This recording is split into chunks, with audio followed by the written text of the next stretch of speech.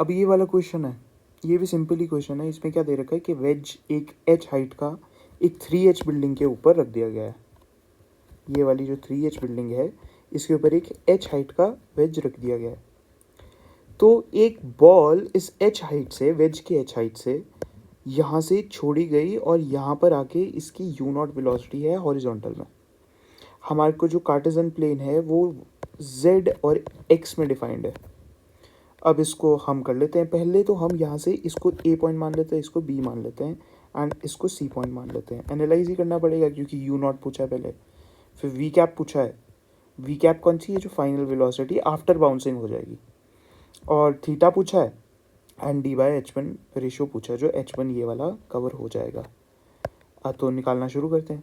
You not तो simple ही है कि एक इस वाले बॉल के पास यहाँ पर इनिशियली वेलोसिटी 0 है, ठीक है, एंड बी वाले पॉइंट पर इसके पास सिर्फ ए की वेलोसिटी है, वो है एक्स डायरेक्शन में। मतलब कि जाहिर सी बात है जो वेलोसिटी हमारे पास निकल के आएगी वो एक्स डायरेक्शन में ही होगी, है ना। और जेड डायरेक्शन में यहाँ पर वेलोसिटी 0 है, तो इनिशियल जो ये जेड वेलोसिटी है वो 0 है ना। तो एच निकाल लेता हूँ मैं और यू नॉट यू नॉट मैं निकाल लेता हूँ। कैसे कि ए से बी जाने पे हमारे पास एक तो इसके पास पोटेंशियल एनर्जी होगी mgh पॉजिटिव ही, क्यों? क्योंकि वो ग्रेविटी के साथ ही वर्क कर रहा है, equals to half of m u naught का स्क्वायर। और यू नॉट क्या निकल के आ जाएगा यहाँ से हमारे पास 2gh का होल रूट। और कौन सा डायरेक्शन में? एक्स डायरेक्शन में। मैंने बता दिया क्यों, क्योंकि कोई भी उसके पास वेलोसिटी है ही नहीं जेड डायरेक्शन में, इनिशियली जेड 0 है, ठीक है। तो हमारे पास ये निकल के आ गया। तो यू नॉट की वैल्यू √2gh आई कैप हमारे पास ए ऑप्शन है, तो ये भी करेक्ट आ गया, मतलब कि ए ऑप्शन हमारे पास करेक्ट आ जाएगा। अब दूसरा क्या है कि वी कैप की वैल्यू बताओ कि क्या होगी। तो वी कैप क्या है हमारे पास, जब तुम ध्यान से क्वेश्चन पढ़ोगे, it bounces with velocity v cap and reaches maximum height h1। वो चलो ठीक है, h1 हम निकाल लेंगे। वी कैप कैसे निकालेंगे? वी कैप आफ्टर बाउंसिंग है, तो बिफोर बाउंसिंग और आफ्टर बाउंसिंग का हमको निकालना है।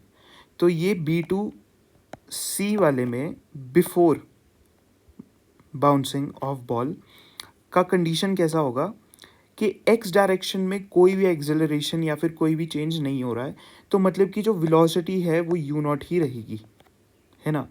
और जेड डायरेक्शन में जी का चेंज हो रहा है, तो जी का चेंज होने के कारण यहाँ पर एक नई वेलोसिटी आ जाएगी, से उसको मैं v1 मान लेता हूँ। तो v1 निकालने के लिए फिर से z डायरेक्शन में ही खेलना होगा, है ना। ये बिफोर वाली बात है। और ये जो इन दोनों के बीच में एंगल होगा, बेसिकली ये जो है v1 एंड u नॉट ऐसे होगा। तो इसके बीच में जो इस यहाँ पर एक वेलोसिटी बन रही होगी ना, इनका जो रिजल्टेंट होगा, इसके बीच का जो एंगल होगा वो थीटा ही होगा। तो मतलब कि ये वाला एंगल भी थीटा ही है ना। तो v1 कैसे निकालेंगे? v1 के लिए मैंने तुम लोगों को एक चीज़ बताई थी कि z डायरेक्शन में जो वेलोसिटी है इनिशियली वो 0 है। तो पोटेंशियल एनर्जी इसका भी कि एक पोटेंशियल एनर्जी वो चेंज इन काइनेटिक एनर्जी की इक्वल हो जाएगी। तो पोटेंशियल एनर्जी क्या थी हमारे पास? mg। अब h कौन से वाला लेंगे, क्योंकि बिल्डिंग से नीचे को आ रहा है, तो 3h लेंगे। 3h equals to half of mv1 का होल स्क्वायर। m से m गया, 2 पर चल जाएगा, √6gh, है ना।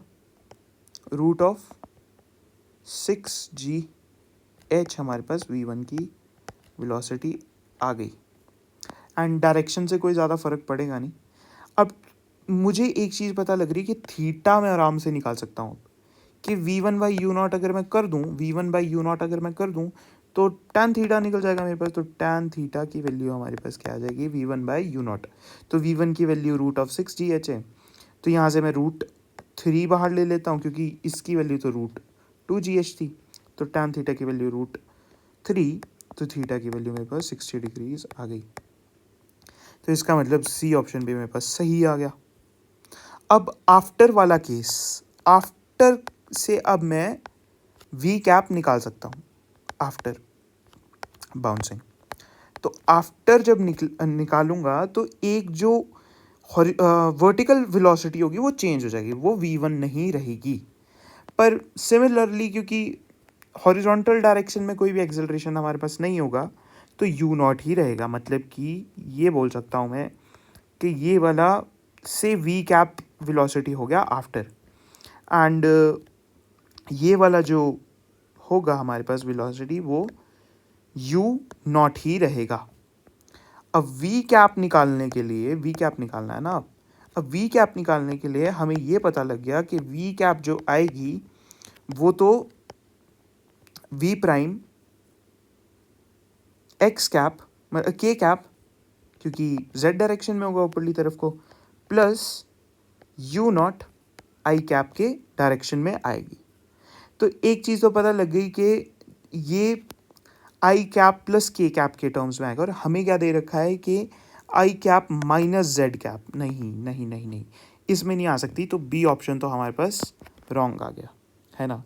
वी प्राइम तो हमेशा ही पॉजिटिव ही रहेगा ना, तो मतलब कि अगर मैं इसको निकालने जाऊं तो एक चीज़ है कि ये जो हमारे पास वी प्राइम है निकाल ही लेते हैं। चलो क्या वो करना है, वी प्राइम जो है कोफिशिएंट ऑफ रेस्टिट्यूशन हमें दे रखा है 1/√3, है ना।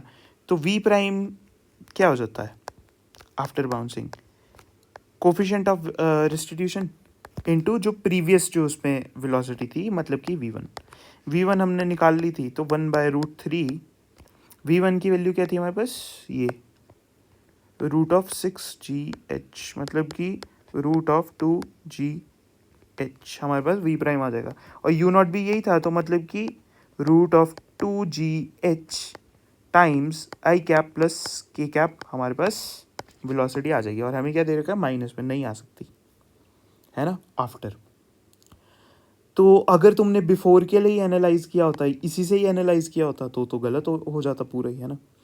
अब हमें D/H1 रेशियो निकालना है। तो H1 क्या हो जाएगा, जो हमारे पास बेसिकली H1 जो है हॉरिजॉन्टल डायरेक्शन में है, तो वैसे ही क्या अगर x में खेल रहे हो तो y को भूल जाओ, और y में खेल रहे हो तो x को भूल जाओ, और यहाँ पर y की जगह z है। तो फिर मतलब कि जो हमारे पास वेलोसिटी हम यूज़ करेंगे वो v प्राइम आ जाएगी आफ्टर बाउंसिंग वाली, क्योंकि H1 हाइट तो इसी वेलोसिटी की वजह से गया होगा। तो H1 हमारे पास बेसिकली क्या आ जाएगा, v1 का स्क्वायर्ड बाय 2g, है ना, 2g आ जाएगा। या फिर v1 इक्वल्स टू √2gh1, है ना। तो उसी से ही मैंने ये निकाल दिया। तो h1 बेसिकली हमारे पास ये आ गया। अब v1 की वैल्यू मैं डाल देता हूँ फिर से, क्या v1, सॉरी v1 नहीं, v प्राइम, ये थोड़ा सा यहाँ पर गलती हो गई, v प्राइम, है ना। v प्राइम की अब मैं वैल्यू डाल देता हूँ इसमें। क्या थी v प्राइम की वैल्यू हमारे पास, √2gh, तो इसका स्क्वायर तो h ही आ गई हमारे पास। बेसिकली क्या हो जाएगा कि 2gh/2g, g से g गया, 2 से 2 गया, h ही हमारे पास आ गया। तो d बाय, अब h1 की वैल्यू निकालना है, मतलब d/h की वैल्यू निकालनी है हमने बेसिकली। तो h अगर d पता लग जाए तो हमारा काम बन गया। तो d हमारे पास रेंज है, और रेंज में खेलने के लिए क्या होगा, u नॉट टाइम्स टाइम, है ना। तो d बेसिकली क्या हो जाएगा, जो रेंज है वो u नॉट इंटू टाइम जितना लिया होगा यहाँ से यहाँ तक पहुँचने में 3h डिस्टेंस के लिए। तो टाइम निकालने के लिए तो हमारे पास √2h/g होता है ना। कैसे, अपनी शायद सेकेंड इक्वेशन ऑफ मोशन से, क्योंकि इनिशियल वेलोसिटी इसकी 0 थी एंड x पे ऐसे करके निकल जाता है। तो h कौन सा लेंगे यहाँ पर हम, h हम यहाँ पर 3h लेंगे फिर से। तो 3h डाल दो, तो 6h/g का होल रूट। अब ये पूरा डाल दिया। u नॉट की वैल्यू हमारे पास क्या थी, √2gh इंटू 6h/g। अब g से g गया, h हो जाएगा, तो मतलब 2h तो यहाँ आ जाएगा और √3 तो ये आ जाएगा। तो d की वैल्यू हमारे पास 2h इंटू √3 आ गई, 2h इंटू √3/h h आ जाएगा, h से h गया तो हमें पास क्या आ जाएगा, d/h1 की जो वैल्यू आ जाएगी वो आ जाएगी 2√3। तो बेसिकली ये हमारे पास आंसर आ जाएगा। तो मतलब कि डी ऑप्शन भी सही आ गया। तो आंसर कौन कौन से आ गए हमारे पास, ए, सी और डी, ये हमारे पास इसका आंसर आ जाएगा। आसान ही क्वेश्चन था, कुछ भी मुश्किल नहीं था इसमें, थोड़ा सा बस वर्क पावर एनर्जी और उसके बाद काइनेमेटिक्स के फंडे पता होने चाहिए थे और सेंटर ऑफ मास के पता होने चाहिए थे। सभी क्लासेस में कराया जाता है और इजी क्वेश्चन था, इतना कुछ मुश्किल था नहीं इसमें। चलो नेक्स्ट क्वेश्चन में आ जाते हैं।